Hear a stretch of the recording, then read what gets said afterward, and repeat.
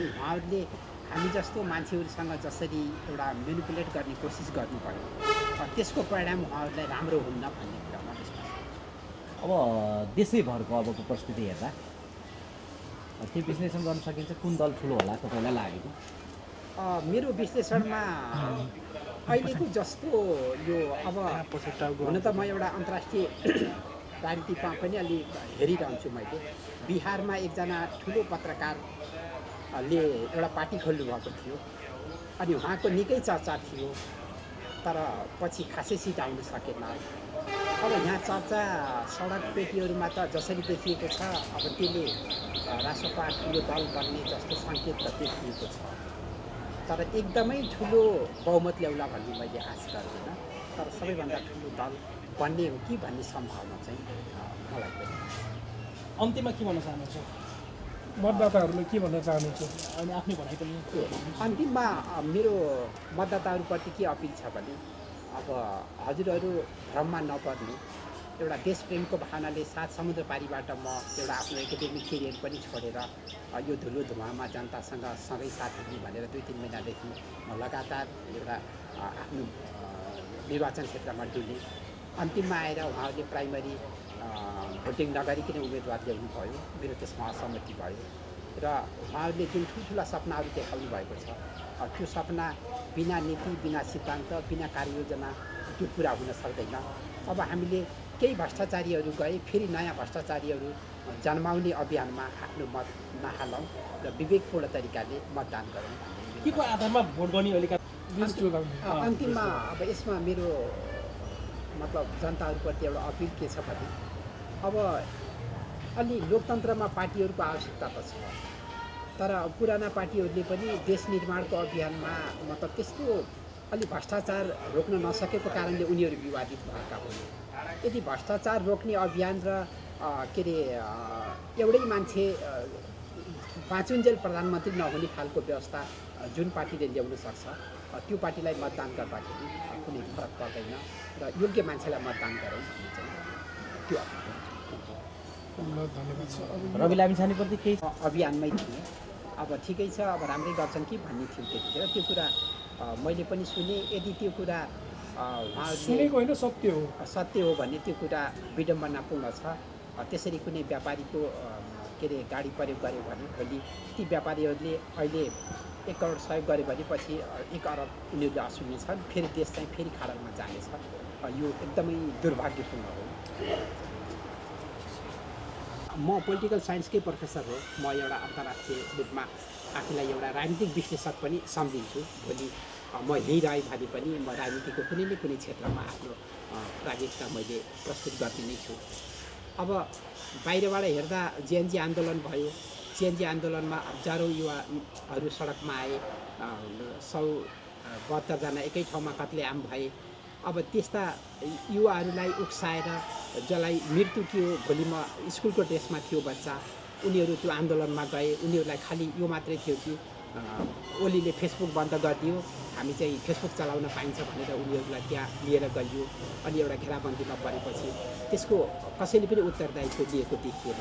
अब यसमा मलाई के लाग्यो भने हुन त म अमेरिकामै बस्छु तर यो अन्तर्राष्ट्रिय चलखेलबाट यहाँ थुप्रै जेलेन्स्कीहरू जन्माएर हाम्रो देशलाई एउटा सङ्कटमा पार्छन् कि भन्ने मलाई यहाँ आउँदा त्यस्तो फिल पनि भयो र म जतिको एउटा पढेको मान्छे त्यो कुराको विश्लेषण गरेर पनि म आजबाटै यो जेलेन्स्की बन्ने आन्दोलनबाट म बाहिरिनुपर्छ भनेर पनि मैले आफ्नो राजनीति दिएँ।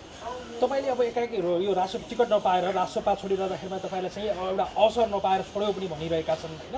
एउटा पार्टीमा सङ्गठित भएको मान्छे त टिकट नपाए पनि अर्को पटक आउँछु भनेर पार्टी एउटा निर्माणमा लाग्छ तर तपाईँ चाहिँ आज एकाएक रूपमा यो नपाएको रिसमा चाहिँ यसरी जाँदाखेरिमा चाहिँ तपाईँलाई अवसरवादी भन्ने पनि टिप्पणी गर्छन्। के भन्नुहुन्छ? अब यो सन्दर्भमा यस्तो मैले म टिकटको लागि नै आएको भन्दा पनि उनीहरूले अफर गरेपछि अमेरिकामा ल सर तपाईँ जतिको मान्छेहरू पनि त एकपल्ट चुनाव लडिदिनु पऱ्यो भन्ने अफर गरेपछि म ठिकै छ आफ्नो केरियर छोडेर पनि म उनीहरूको विश्वासमा यहाँ आएँ। तर उनीहरूले राजनीतिमा टिकट पाउनु र नपाउनु त्यति ठुलो विषय होइन।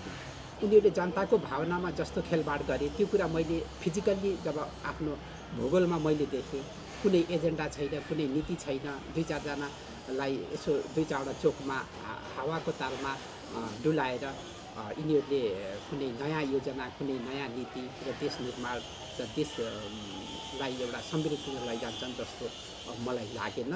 मूल कुरा त्यही नै हो। मैले टिकट नपाएर मैले राजीनामा गर्ने भएको भए म त्यही दिन माघ 6 गते नै मैले राजीनामा गर्थेँ। जब पछि हेरौँ अझै भनेर जब मैले हेर्दै गएँ कि मेरो मूल्याङ्कनमा यिनीहरूले जेलेन्स्की जन्माउनु बाहेक अर्को काम गर्दैनन् भन्ने निर्णयमा पुगेपछि मैले राजीनामा। जस्तो तपाईँले त्यो आउने उम्मेदवारले फोन उठाइदिएको भए मात्रै पनि तपाईँ फर्किनुहुन्थ्यो कि जस्तो पनि आशय आयो नि? अब म एउटा राजनीति म 46 सालदेखि लोकतन्त्रको आन्दोलनमा कहीँ न कहीँ राजनीतिसँग पनि जोडिएको छु। म अधिवक्ता प्राध्यापक भएको हुनाले मैले भैरवामा प्राध्यापन गर्थेँ। म गर्वका साथ भन्छु 20,000 विद्यार्थी मैले 20 वर्षमा पढाएँ होला। म कुनै विदेशी लाउरी होइन। म खालि पिएचडीको लागि अमेरिका गएँ, 10 वर्ष भयो। मैले नेपालको भूगोल, नेपालको धरती नबुझेको मान्छे होइन। त्यस कारणले मैले अब यो पुराना पार्टीहरूले अलि गरेनन् है, यिनीहरूले चाहिँ देश विकास गरेनन्। अब आफ्नो एकाडेमिक हाइट पनि बढाउनु पऱ्यो भनेर म के अरे अमेरिकातिर लागेँ। आफ्टर द्याट म जब फर्केँ मलाई टिकटको त्यस्तो जरुरी भन्दा पनि मलाई एउटा विश्वसनीय जनताको भावनामा नखेल्ने खालको एउटा पार्टी जसले भ्रष्टाचार विरोधी काम गरोस् भन्ने मैले त्यो सोच्थेँ। मलाई हुन त थुप्रै काण्डहरू अगाडि त आइरहेका थिए, तर ती काण्डहरू बनाएका काण्ड हुन्, सरकारले उहाँमाथि थोपरेको हो, तर नीतिगत रूपमा उहाँहरू यस्तो हुनुहुन्न भन्ने मलाई लाग्थ्यो। तर प्र्याक्टिकल्ली जब म चाहिँ भूगोलमा आएँ, उहाँहरूको क्रियाकलापहरू देखेँ। अब यसमा चाहिँ यो उहाँहरूको कुनै एजेन्डाले जनतालाई एउटा नयाँ परिवर्तन दिने, जनताको देशको एउटा समृद्धिको भार थाम्ने मैले देखिनँ। म अहिले बेलैमा छुटिएर एउटा स्वतन्त्र नागरिकको रूपमा मैले आफ्नो जे सक्छु मैले त्यो योगदान गर्नुपर्छ भन्ने मलाई लाग्यो। त्यो नै हो मेरो। यो राजीनामापछि तपाईँलाई कसैको फोनहरू आएको छैन? कैयौँ फोनहरू आयो। मेरो एउटा स्टेट लाइन छ। म अब मान्छेहरू त यहाँ अहिले के छ भने राष्ट्रपतिको विरुद्ध बोल्न पनि डराउने, 2-4जना मान्छेहरू चोकमा गयो भने के गर्लान् भन्ने। तर म लोकतन्त्रको लागि, गणतन्त्रको लागि मैले धेरै ठुलो कुरा गर्दिनँ। मैले लोकतन्त्रको लागि म जेल जान, गोली खान पनि तयार भएको मान्छे हो। तपाईँहरूले ब्याकग्राउन्ड आफै बुझ्नु होला मेरो। म मर्न पनि तयार भएको मान्छे हो। त्यस कारणले कसैले 1-2जनाले थर्काउँदैमा, कसैले केही भन्दैमा मैले आफ्नो राजनीति छोड्ने भन्ने कुरा छैन। अब मैले उहाँहरूले म एउटा मात्रै फेरि पनि म के चाहन्छु भने देशभक्तिपूर्ण आन्दोलन भयो, उहाँहरूको त्यस्तो भयो भने सुनिलजीले जित्दा पनि म उहाँलाई शुभकामना नै दिनेछु। मलाई त्यसमा कुनै आक्रोश छैन।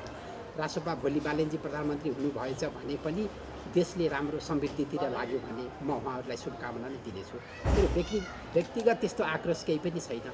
मलाई एउटा मात्रै प्रश्न छ, म जतिको मान्छे जो अमेरिकामा पिएचडी होल्डर थियो, 10-20 लाख कमाएर बसेको थियो, त्यस्तो मान्छेलाई पनि उहाँहरूले घुमाएर मेनिपुलेट गर्नुभयो भने साधारण जनताहरू, साधारण मान्छेहरूलाई उहाँहरूले कस्तो रवैया गर्नुहुन्छ होला, मान्छेहरूलाई उहाँहरूले कसरी मेनिपुलेट गर्नुहुन्छ होला। 2-4जना तोरी लाउरीहरूले राजनीति गरेर नेपालको राजनीति चल्दैन भन्ने मेरो कन्भिक्सन। यो चुनाव पनि नजिकै छ होइन। मलाई अब 2-3 वर्ष 79देखि नै म रासोपामा काम गरेको कारणले रासोपामा जो इमान्दार साथीहरू छन् उहाँहरूप्रति मेरो एकदमै सहानुभूति छ।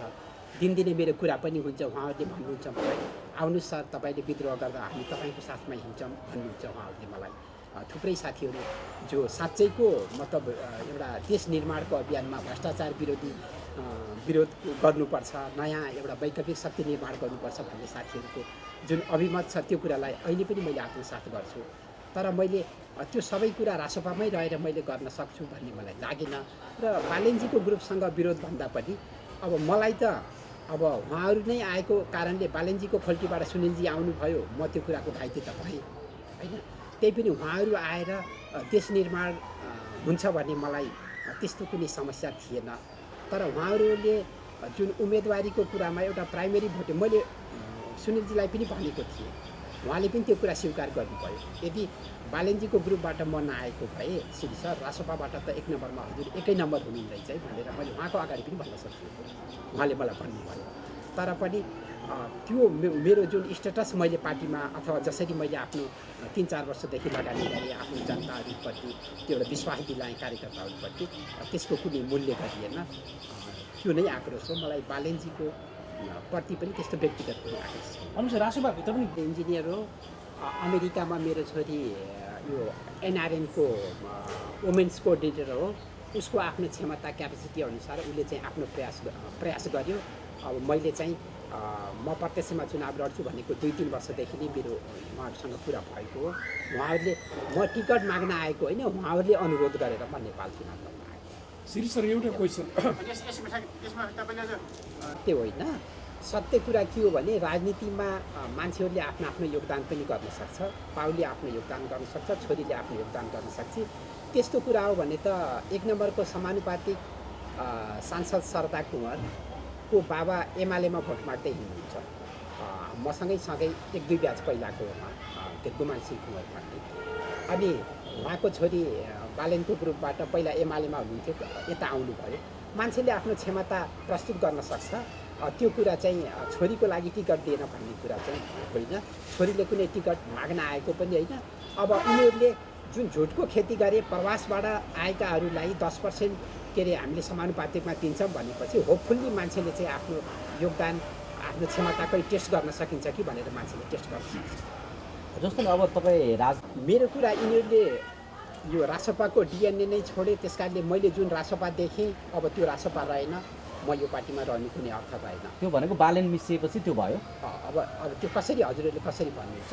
प्राइमरी सिस्टम लागू नगरेपछि बरु अहिले गगन थापाले प्राइमरी सिस्टम लागू गरेर गगन थापाले दुई कार्यकालभन्दा प्रधानमन्त्री बन्न नपाउने जुन व्यवस्था गर्नुभएको छ, यिनीहरूभन्दा अझै प्रगतिशील, अझै अग्रगामी त गगन थापाको नयाँ पार्टी पो देखियो त। खैर, म अहिले कुनै पार्टीमा छैन, मेरो त्यस्तो कुनै सम्भावना पनि छैन। तर म एउटा एकाडेमिक केरियरको रूपमा, एउटा राजनीतिक विश्लेषकको रूपमा मैले विश्लेषण गर्दा अब काङ्ग्रेस त्यत्रो पुरानो पार्टी भएर पनि रासपाभन्दा यो मामिलामा अग्रगामी देखियो। यो डिएनए जुन यो प्राइमेरी भोटिङ छोडियो, त्यो कुरामा मूल असहमति मेरो त्यो हो। र यो जेलेन्स्कीको कुरा मैले जे गरिरहेको छु, अब जसरी घटनाक्रमहरू बढिरहेका छन्, एकजना नीति नियम त्यस्तो केही छैन, सिद्धान्त केही छैन, त्यसलाई कसरी हिजो रासपाले भन्थ्यो हिजो संहिता खारेज गर्छु, आज बालेनजी भन्नुहुन्छ संहिता खारेज हुँदैन, अथवा उहाँहरूले एकछिन भोट ब्याङ्कको लागि यो भन्नुभएको छ, त्यो कुरा मलाई थाहा छैन। त्यो डिपली विश्लेषण मैले पनि गर्न भ्याएको छैन। त्यस कारणले उहाँहरूको राजनीतिक एजेन्डाहरूप्रति पनि म असम। मैले टाढाबाट जस्तो रासपादेखि प्रवासमा मलाई एउटा देशभक्तिपूर्ण भावना थियो, 7 समुद्र पारीबाट टाढाबाट हेर्दा देशको धेरै माया लाग्यो मलाई। त्यसपछि मलाई त्यसको लागि केही गरौँ भनेर म फर्किने कोसिस गरेँ। त्यो भावनामा उहाँहरूले खेल्नुभयो, त्यसको प्रतिरोध नै हो। त्यसैले म अब उहाँहरूसँग जोडिएर बस्न चाहन्न। म स्वतन्त्र नागरिकको रूपमा आफूले जे सक्छु। अब के छ, तपाईँ अमेरिका नै फर्केर एउटा एकदमै म के चाहन्थेँ भने पारिवारिक रूपमा त मलाई पनि दबाब थियो अमेरिका छोडेर नजाने भन्ने, नजानुहोस् बाबा भन्ने। मेरो छोरी सफ्टवेयर इन्जिनियर छ, मेरो छोरा एरोटेक इन्जिनियर पढिरहेको छ अहिले। मेरो सबै त्यहाँ आफ्नो सेटलमेन्ट व्यवस्था छ। तर म के चाहन्थेँ भने रासपाले जुन यो के अरे रिटर्न पाथ भनेर एउटा प्लान ल्यायो, योजना ल्यायो, 10% विदेशबाट आएकाहरूलाई टिकट दिने भन्ने। अनि त्यसमा मेरो एउटा सोचाइ के थियो भने ठिक छ, अब जब यिनीहरूले यस्तो राम्रो योजना ल्याइरहेछन्, प्रवासबाट योग्य मान्छेहरू फर्किने, अब म जस्तो मान्छे अब फर्किने बेला भयो है।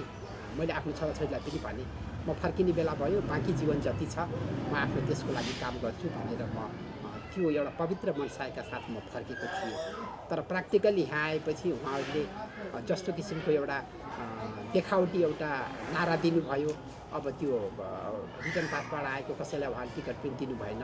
मूल कुरा रासपाको जो डिएनए थियो त्यसलाई मैले डिएनए मान्छु, जसलाई देखेर म त्यसमा आकर्षित भए। भ्रष्टाचार विरोधी हुने यिनीहरू र यिनीहरूले चाहिँ यो नेता बन्नको लागि कसैको झोला बोक्नु पर्दैन भन्ने यो प्राइमेरी सिस्टम लागू गरेका छन्। म आफ्नो क्षेत्रको जनतासँग त्यो कुराको अपिल गरेँ भने मेरो बाँकी जीवन, मेरो एकाडेमिक केरियर मैले नीति निर्माणमा लगाउँछु भन्ने कुरा जनताले मलाई विश्वास गर्छन् र म टिकट पाउँछु भन्ने कुरा मैले इमान्दारीपूर्वक हजुरहरूलाई एउटा कुरा भन्न सक्छु। म अमेरिका आएर म एकचोटि काठमाडौँ गएँ। म आफ्नै रूपन्देही क्षेत्र नम्बर 1मा जनताहरूसँग भेटेँ। मलाई यो विश्वास थिएन, म कहिले पनि त्यो कुराको विश्वास गर्दिनँ। कुनै नेताले टिकट दिने भन्ने कुरा मलाई पनि अफर आयो घुमाएर। अब त्यो कुरा अहिले यो त्यो नै भनेर मैले उहाँहरूलाई धेरै ब्लेम गर्न चाहन्न। काठमाडौँ जानु, बालेनजीको ग्रुप आएपछि त्यो मतलब त्यो ग्रुपमा तपाईँले कुरा गर्नुभयो भने तपाईँको टिकट हुन्छ भनेर कुरा पनि आयो। तर म त्यस्तो कुरामा विश्वास गर्दिनँ, मैले विश्वास गरिनँ र म काठमाडौँ गइनँ।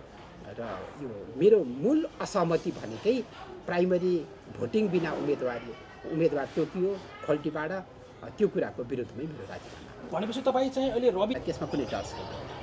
मलाई मेरो सोच चाहिँ के थियो भने रासोपा अथवा बालेन्जीको ग्रुपको जुन पार्टी अब निर्माण हुँदैछ, यो नीति सिद्धान्त कुनै भएर निर्माण भएको पार्टी होइन।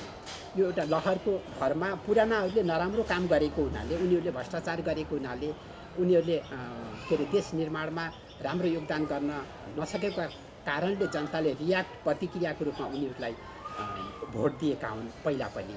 अहिले पनि केही मात्रामा उहाँहरूको सिट आउँछ, म आउन भन्दिनँ, उहाँहरू ठुलो पार्टी पनि बन्न सक्नु होला।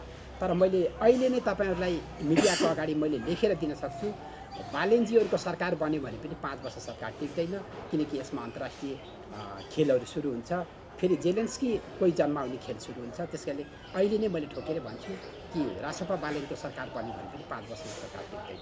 मेरो कन्भिन्स जेलेन्स्की बन्छु भन्नुमा चाहिँ कसरी बन्छ, कसरी जन्मिन्छ, के देख्नु भएको तपाईँ एउटा राजनीतिको विद्यार्थी हुनुहुन्छ तपाईँ? अब यस्तो, अब यो कुरामा के हो भने हिजो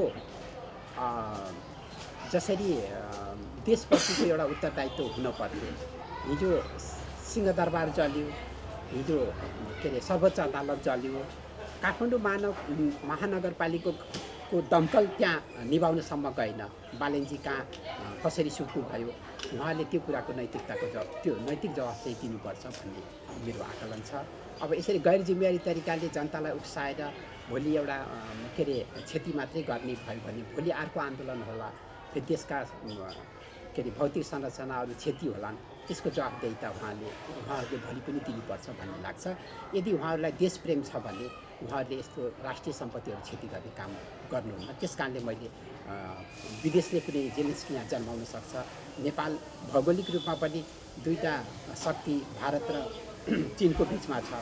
अन्तर्राष्ट्रिय रूपमा पनि चीन आफैमा एउटा महाशक्ति बनिसकेको छ, अनि इन्डिया पनि एउटा आर्थिक रूपले पनि तेस्रो शक्ति संसारमा बनिसकेको छ।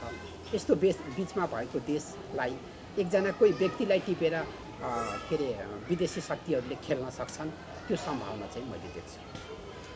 समावेश हुने मेरो कुनै त्यस्तो सम्भावना छैन, तत्काल म गर्दिनँ। र मेरो आफ्नो एकाडेमिक करियर मैले जहाँ आफूले युज गर्न सक्छु, म त्यहाँ काम गर्ने सम्भावना चाहिँ छ।